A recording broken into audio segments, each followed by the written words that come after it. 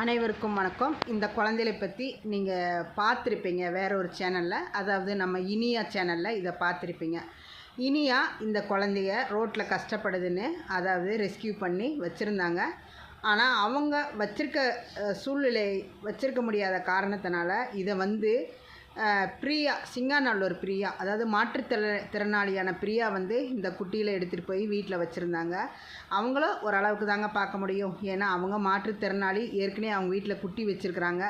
இதை மெயின்டைன் பண்ண முடியாது. இருந்தாலும் இனியாக்காக இந்த குழந்தைகளை அவங்க ஒரு 4 நாள் வச்சுருந்தாங்க. இது இப்போ நம்ம கைக்கு வந்திருக்குது. ஏன் அப்படின்னா, இந்த 2 குழந்தைகளும் ஒரே வீட்டுக்கு வளர்க்க கொடுக்கணும். ஏன்னா ஒருத்தி இல்லாமல் ஒருத்தி இருக்க மாட்டேங்கிறாங்கிற காரணத்துக்காக இந்த குழந்தைகளுக்காக இனியா இடம் கேட்டாங்க. பரவாயில்லப்பா, நீங்கள் வருத்தப்படாதீங்க. ஏன்னா 10 குட்டி இருக்கிறப்ப இந்த 2 குட்டிக்கு நாங்கள் சாப்பாடு போடாமல் விட்டுருவோமா, கொண்டு வந்து கொடுங்க.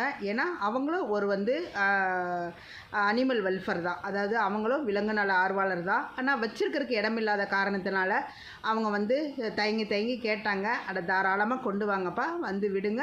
அடாப்ஷன் நீங்களும் ட்ரை பண்ணுங்கள், நானும் ட்ரை பண்ணுறேன்னு சொல்லிவிட்டு 2 பேருமே இந்த குழந்தைகளுக்கு அடாப்ஷன் ட்ரை பண்ணியிருக்கோம். முடிஞ்சவங்க இந்த குழந்தைக்கு ஒரு இடம் கொடுங்க. ஏன்னா இது லேப் கிராஸ் ப்ரீடு தான், தாராளமாக நீங்கள் எடுத்து வளர்க்கலாம்.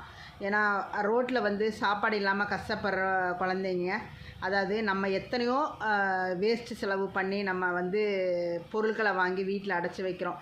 இந்த குழந்தைகளுக்காக கொஞ்சம் இடம் கொடுங்க. நம்மளையும் காத்துப்பா, வீட்டையும் பாதுகாத்துப்பா, நம்மளுக்கும் துணையாக இருந்துப்பா.